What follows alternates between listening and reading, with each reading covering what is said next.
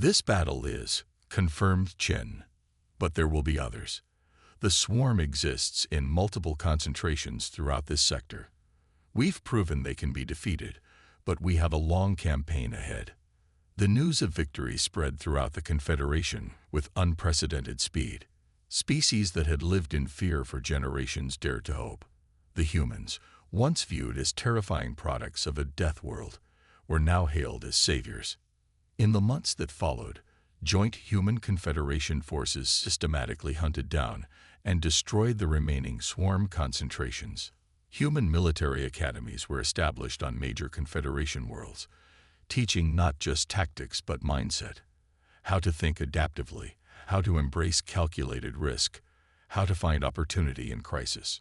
1 year after the Battle of the Cygnus Void, the Confederation Council gathered for a historic session.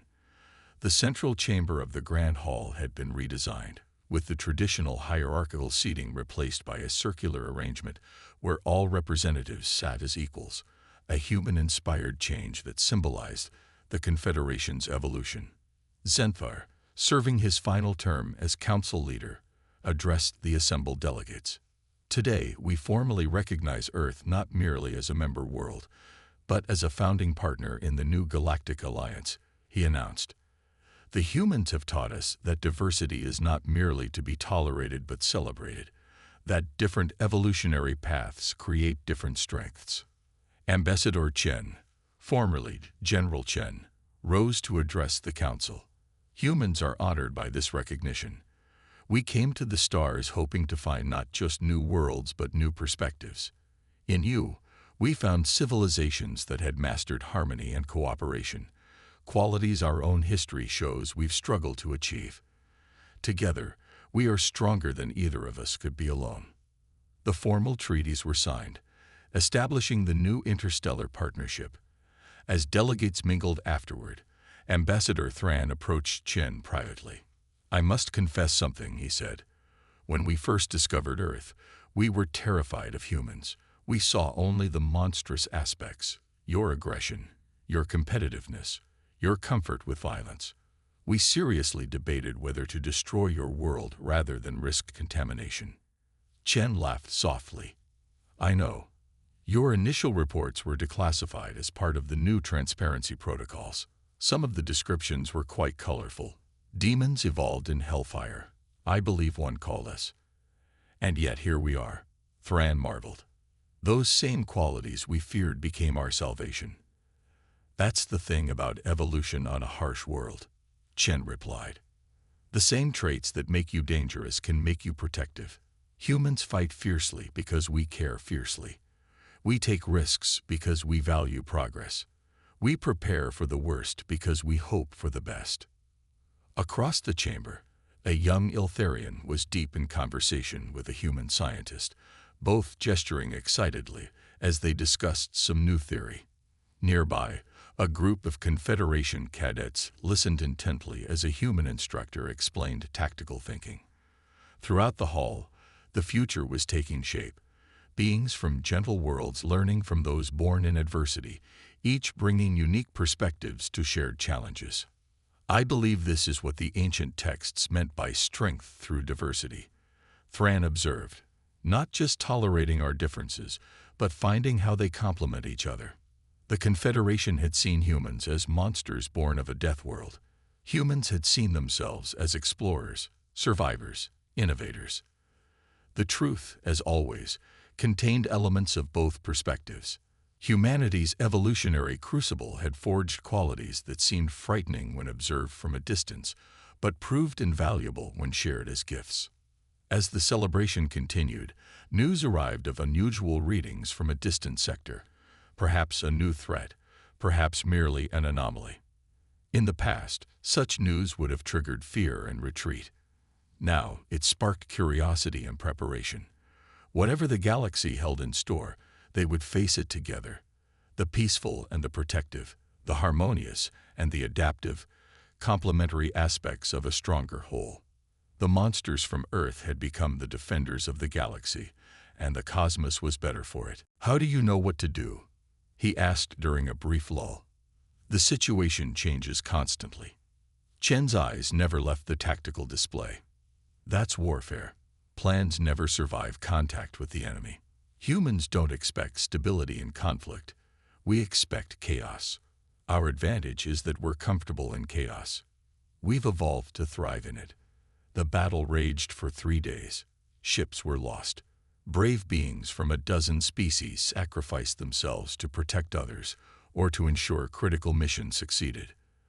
The swarm adapted to each new weapon and tactic, but the humans adapted faster. The breakthrough came on the 3rd day. A specially designed probe managed to penetrate deep into the swarm's main mass, delivering a payload of reprogrammed medical nanites. These microscopic machines, originally designed to repair cellular damage, had been modified to target the swarm's coordination nodes. For hours, nothing seemed to change. Then, gradually, the swarm's movements became erratic. Portions broke away from the main mass, moving randomly. Others turned on themselves, consuming their own kind in a frenzy of disorganized activity. "It's working," breathed Dr. Morgan, monitoring the nanites' progress. "They're disrupting the swarm's collective intelligence." Over the next 12 hours, the combined fleet methodically destroyed the fragmented remains of the swarm. When the last particles had been vaporized, a stunned silence fell over the command center. "Is it over?" asked Zenthar cautiously. "Like any good predator," agreed Dr. Morgan. "But that means they have some form of collective intelligence, which gives us something to target." On the 4th day, the swarm found a weakness. A section of the neutrino field fluctuated due to equipment strain, and the swarm immediately poured through the gap. The human defenders were ready. Modified mining drones equipped with plasma cutters engaged the swarm, superheating sections and dispersing them before they could reform. The battle raged for hours. The Confederation observers watched in astonishment as the humans coordinated their defense with a precision and adaptability they had never witnessed. When one approach failed, humans immediately shifted to another. When the swarm adapted to a weapon, humans modified it on the fly. There was no panic, no retreat, only grim determination and constant innovation. By the time it was over, the colony had suffered significant damage, but it had survived. The first time in history, a Confederation world had withstood a swarm attack. News of the successful defense spread rapidly throughout the Confederation. Suddenly, the qualities that had made humans seem so frightening, their adaptability, their comfort with conflict, their willingness to take risks, were seen in a new light. On Concordia, the Confederation Council convened an emergency session. "The evidence is undeniable," declared Ambassador Thran. "Humans possess exactly the skills needed to combat this threat. What we viewed as flaws in their psychology, their competitiveness, their aggression, their constant preparation for worst-case scenarios, these are strengths in our current crisis." Defense Minister Krell, once the strongest critic of humanity, had undergone a profound change of perspective. "I propose we authorize full integration of human defensive strategies throughout the Confederation. We should immediately establish joint command structures on all threatened worlds." The Council approved the measure unanimously. Over the following weeks, human military advisors were dispatched to every corner of the Confederation. Human scientists worked alongside Confederation researchers to develop new defenses against the swarm. Human engineers retrofitted civilian ships with defensive capabilities. The results were immediate and dramatic. 2 more swarm attacks were repelled. A counteroffensive successfully reclaimed an outer system the swarm had only partially consumed. For the first time, the Confederation began to believe the swarm could be defeated rather than merely avoided. On the flagship Harmonious Unity, now serving as the Joint Command Center, General Chen was briefing the combined leadership on the latest developments. "We've identified a pattern in the swarm structure," she explained, pointing to holographic models. "There appear to be coordination nodes, concentrations that direct the surrounding units. When we disrupt these nodes, the surrounding swarm becomes disorganized and less effective." "Can we target these nodes specifically?" asked Zenthar. "We're developing targeted EMP weapons that should disrupt them," Chen confirmed. But we need to test them in actual combat conditions. That means deliberately engaging the swarm, noted Krell, rather than waiting for them to attack.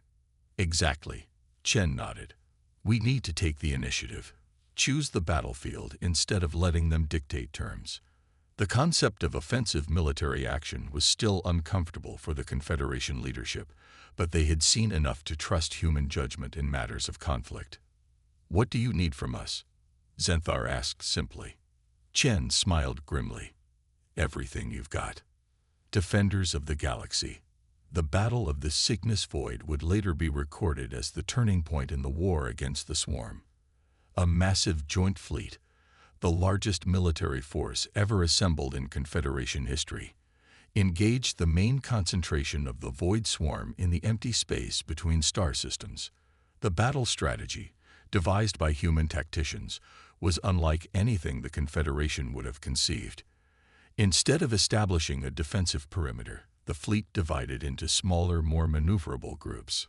Instead of trying to protect every ship equally, they used some vessels as deliberate decoys to draw portions of the swarm away from the main force.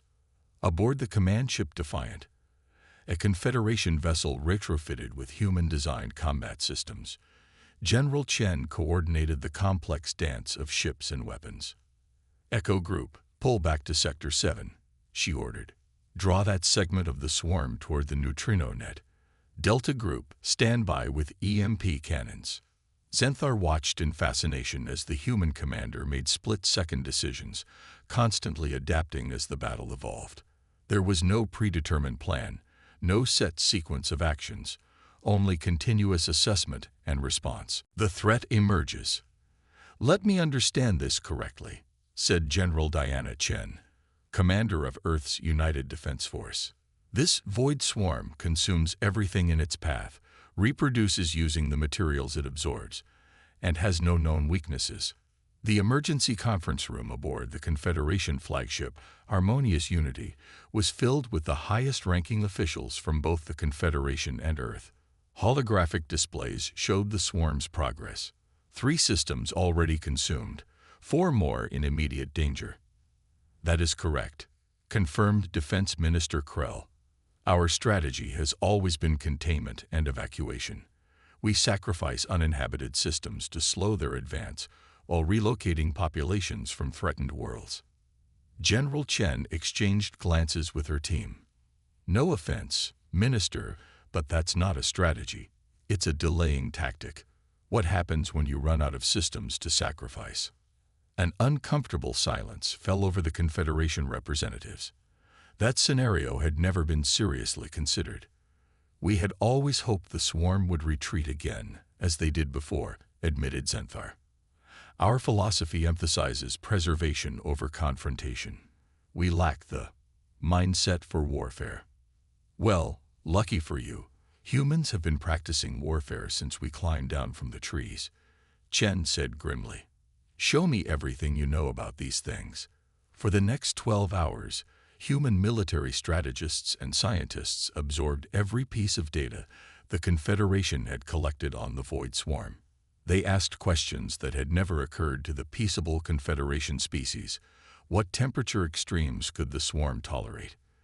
Did they communicate with each other? Could their consumption rate be measured? What happened when they encountered different elements and compounds? Dr. Ilias Morgan, head of Earth's Cynobiology Division, identified the first potential breakthrough. They're avoiding systems with certain types of radiation. He noted, compiling data from previous swarm movements. Look at the pattern. They bypass stars with higher neutrino emissions, even when those systems would provide more resources. Can we use that? Asked General Chen. Possibly, Dr. Morgan replied. If we could artificially generate intense neutrino fields, we might create barriers they won't cross. That would only contain them, objected Krell, not eliminate the threat. Chen nodded. Containment is step 1. But we're going to need weapons. The very word made the Confederation representatives uncomfortable. In their society, weapon was an obscene concept. Their ships carried deterrents, Devices designed to temporarily incapacitate or redirect threats, but nothing designed specifically to destroy. Our technology isn't oriented toward offensive capabilities, explained Science Director Mila delicately. Then we'll adapt civilian technology, stated Chen. Your mining equipment, those plasma cutters used for asteroid disassembly, your terraforming tools, the atmospheric processors that can alter molecular structures. Your medical nanites, those could be reprogrammed to target the swarm instead of treating illness. The Confederation representatives were horrified. You're suggesting we convert tools of creation into instruments of destruction, Senthar said slowly. I'm suggesting we use every resource available to save your civilization. Chen replied unapologetically. This is what humans do. We adapt, we improvise, we overcome. On Earth, we've turned plowshares into swords and swords back into plowshares many times throughout our history. After much debate, the Confederation Council reluctantly authorized the humans to develop defensive measures against the swarm. Earth quickly mobilized its military and scientific resources. Within days, human engineers were working alongside Confederation technicians to modify existing technologies. Human military strategists developed multi-layered defensive plans, prioritizing evacuations while simultaneously preparing for direct engagement. The first test came at HFY, a mining colony directly in the swarm's path. Instead of evacuating completely, as Confederation protocol dictated, a joint human Confederation force established a defensive position. They deployed modified terraforming equipment that generated an intense neutrino field around the colony. When the swarm arrived, they paused at the invisible barrier. For 3 tense days, they probed the defenses, seeking a way through. The colony's inhabitants watched in terrified fascination as the cloud of microscopic machines swarmed just beyond the barrier, visible only as a shimmer in space and occasional flashes of light, as they consumed stray matter. They're learning, observed Lieutenant Commander Jackson, the human officer overseeing the defense. Adapting their approach, testing different points in the barrier. We process our fears through storytelling, Sanders explained. By imagining the worst, we prepare ourselves mentally. Plus, it's fun to be scared in a safe environment. Venny's recording device captured every word, but she remained bewildered. The concept of seeking out fear for enjoyment was completely alien to her psychology. Elsewhere in the Confederation, human perspectives were causing even greater disruption. A team of human engineers had been invited to observe a Confederation construction project, a new habitat ring orbiting a gas giant. The project had been in planning for 60 years and was scheduled for completion in another 40. You could finish this in 5 years, stated Chief Engineer Patel bluntly after reviewing the plans. Project Coordinator Dern was horrified. Impossible. The safety protocols alone require 12 years of testing. Your safety margins are excessive, Patel replied. You're building redundancies on top of redundancies, and your construction methods are linear when you could parallelize at least 60% of the work. But the risk is manageable, Patel insisted. On Earth, we build megastructures in fractions of the time. Yes, occasionally there are failures, but we learn from them and improve. Failures. Dern looked aghast. You accept failure in critical infrastructure. Patel shrugged. Nothing advances without some risk. Your approach guarantees safety, but at the cost of progress. The exchange was recorded and circulated among Confederation leadership, causing significant alarm. Humans didn't just think differently. They approached the fundamental concept of civilization from an entirely different paradigm. In the Confederation Security Council, Defense Minister Krell was giving voice to these concerns. The humans are dangerous, he insisted, not because they intend harm, but because chaos follows them naturally. They disrupt social harmony. They question traditions. They suggest radical changes to systems that have functioned perfectly for millennia. They also bring fresh perspectives, countered Science Director Mila. Their scientific approach, testing multiple solutions simultaneously, embracing failure as a learning opportunity, has already yielded insights in fields where we've made no progress for centuries. At what cost? Demanded Krell. They'd been here 6 months, and already younger Confederation citizens are adopting human expressions, human fashion, human ideas. My own offspring asked why they couldn't choose their own career path instead of following their predetermined societal role. Ambassador Thran, who had led the original contact mission, offered a thoughtful perspective. Perhaps what we're witnessing is not corruption but evolution. The Confederation has been stable for so long that we've forgotten how to adapt. Humans remind us of what we once were, pioneers facing an uncertain universe. You sound like you admire them, Krell accused. I do, Thran admitted. Their resilience is remarkable. When faced with obstacles, they don't retreat. They innovate. They don't avoid problems. They solve them. Yes, their methods seem chaotic, even reckless by our standards. But consider what shaped them. A world that tried to kill them at every turn. They had to become adaptable to survive.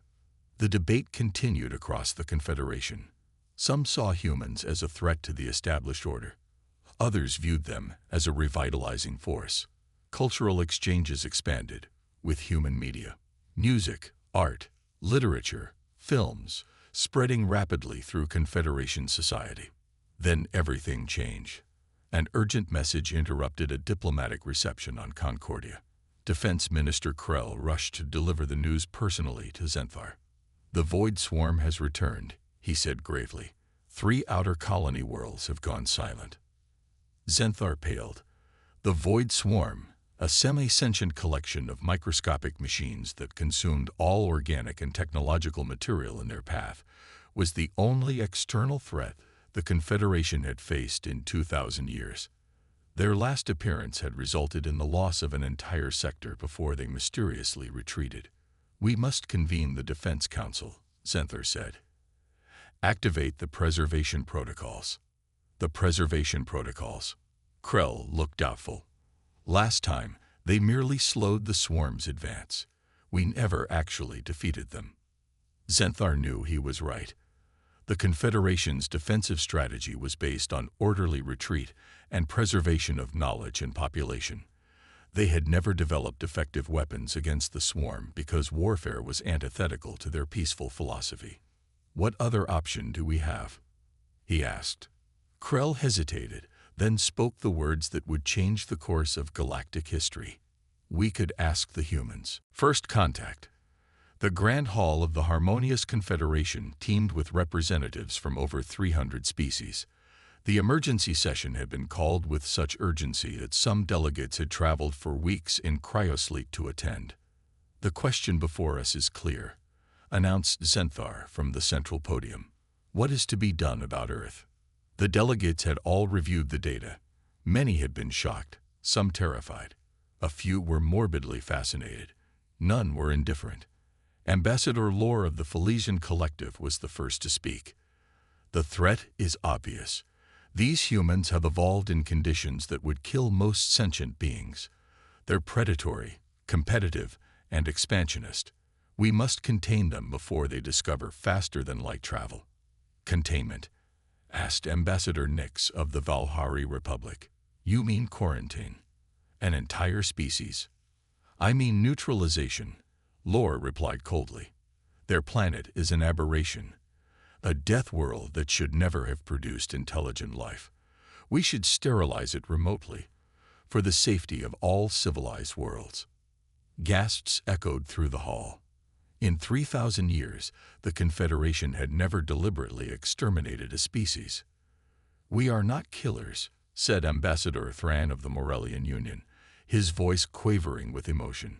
Our founding principle is the preservation of all sentient life. Even life that would destroy us, countered Lore. You've seen the data. Humans solve problems through violence. They dominate their environment instead of living in harmony with it. If they join the galactic community, they'll bring chaos to our ordered society. The debate raged for days. Some argued for immediate destruction of Earth. Others proposed a permanent quarantine. A few brave voices suggested cautious contact and cultural exchange. In the end, a compromise was reached. A small delegation would visit Earth to assess the human threat directly. If humans proved too dangerous, more drastic measures would be considered. The delegation consisted of 7 representatives from different Confederation species, led by Ambassador Thran. As their ship approached Earth's solar system, tension filled the command center. "Last chance to reconsider," said Security Chief Drax, a hulking Taveri whose species had evolved on one of the harsher Confederation worlds, though nothing compared to Earth. "We could still turn back, recommend quarantine." "We must see for ourselves," Thran insisted. "We cannot condemn an entire species based on remote observation." Their ship entered orbit around Earth, cloaked to avoid detection. For 2 weeks, they observed humans from above, intercepting broadcasts, studying patterns of movement and interaction. "Their cities never sleep," noted cultural specialist Venny with fascination. "They're constantly active, constantly building." "They're wasteful with resources," grumbled Resource Manager Pack. "Look at their energy consumption patterns." "Their broadcasts are puzzling," added Communications Officer Zara. "Much of their entertainment depicts scenarios that haven't happened. Fictional stories of alternate realities, imaginary creatures, impossible situations. Deception is central to their psychology," warned Drax. "They blur the line between reality and falsehood even in their recreation." Ambassador Thran made a decisive announcement. "We will make contact with a small group, assess their reactions directly."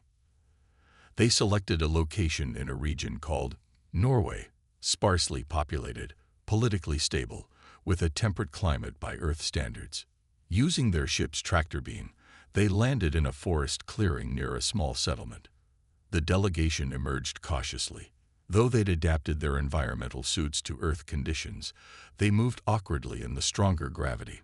Earth's air was thicker, its sounds sharper, its smells more pungent than anything they were accustomed to.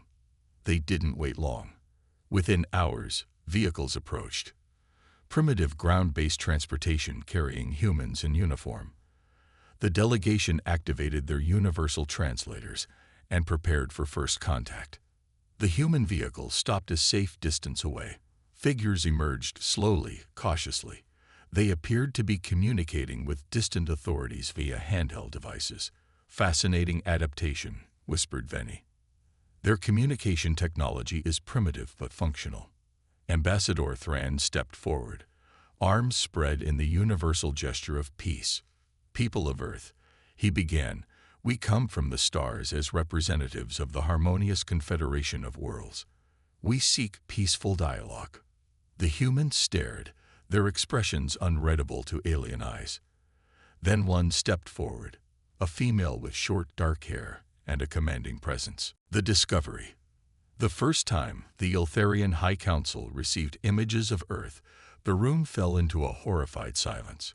Council leader Zenthar's 4 eyes widened as he studied the blue-green world rotating on the holographic display. "Impossible," he whispered, his voice trembling. "Nothing should survive there." Earth had been discovered by an automated probe, part of the Galactic cataloging initiative launched by the Harmonious Confederation of Worlds. For 3,000 years, the Confederation had documented habitable planets throughout the galaxy, cataloging millions of peaceful species living on gentle worlds. Earth was different. The planet experienced wild temperature fluctuations, catastrophic weather events, and was bombarded by radiation from its yellow sun. Its surface was over 70% covered in corrosive dihydrogen monoxide. Its atmosphere was a volatile mix of nitrogen and reactive oxygen. Its land masses were constantly shifting, creating earthquakes and volcanic eruptions. "Scans indicate complex life forms," reported Science Director Mila, her slender fingers scrolling through data, "including a technologically advanced dominant species." The council members exchanged uneasy glances. According to all Confederation knowledge, advanced intelligence only emerged on stable planets with mild conditions. Evolution required consistency, predictability. No species should have developed intelligence in such chaotic conditions. "Show us," demanded Xanthar. The holographic display shifted to show thermal imagery of bipedal creatures. They moved with purpose, building structures, altering their environment, creating machines that belched toxic gases. "They call themselves humans," Mila continued. "They have adapted to survive in virtually every environment on their planet. Deserts, frozen wastes, ocean shores, mountain peaks. Adaptability like that is unnatural," muttered Defense Minister Krell, the oldest and most conservative member of the Council. "No civilian species needs such resilience." The implications were unsettling. In the Confederation's long history, only one type of species developed in harsh conditions: predators. And only one type thrived in constantly changing environments: invasive ones. "There's more," Mila said grimly. "They're aggressive. They compete with each other for resources, even when abundance exists. They engage in organized conflict. War, they call it. They consume animal flesh." The council chamber erupted in murmurs of disgust. In the peaceful Confederation, violence was almost unknown. Resource allocation was managed through cooperation. Meat consumption was considered primitive and savage. "How technologically advanced are they?" asked Xanthar, dreading the answer. "They've achieved nuclear fission, rudimentary space travel within their solar system, and global communication networks," Mila replied. "Their technological progress is accelerated. They've gone from simple tools to spaceflight in less than 10,000 years. "Impossible," whispered Education Minister Tala. "We took 60,000 years to develop comparable technology. The Juxai took almost 100,000. "It's their environment," Krell said darkly. "They're in a constant state of adaptation and competition. Their evolution is driven by crisis." Xanthar stood and approached the hologram. The humans appeared so unassuming, small, soft-skinned creatures without natural armor or weapons. Yet something about them filled him with instinctive dread. "Show me their history," he commanded. For the next 3 hours, the council watched in horror as Earth's history unfolded before them. They witnessed humans surviving ice ages and plagues, rebuilding after natural disasters, adapting to every challenge nature threw at them. They saw warfare, humans killing humans with increasingly efficient methods. They observed the ruthless pace of technological advancement, each new invention more destructive than the last. "They're unstoppable," Krell said finally. "They survive everything their planet throws at them. They've evolved in crisis. They thrive in chaos. And now they're looking to the stars," added Mila. "Their communications reveal significant interest in space exploration and colonization." Xanthar made a decision. "We must convene an emergency session of the full Confederation. This situation requires careful consideration." As the council members filed out, Xanthar remained, staring at the image of Earth rotating innocently in the void. The Confederation had never encountered a species like humans before, born of a chaotic world, shaped by constant struggle, driven to expand and conquer. "The horror," he murmured to himself, "is that they don't even know they're monsters."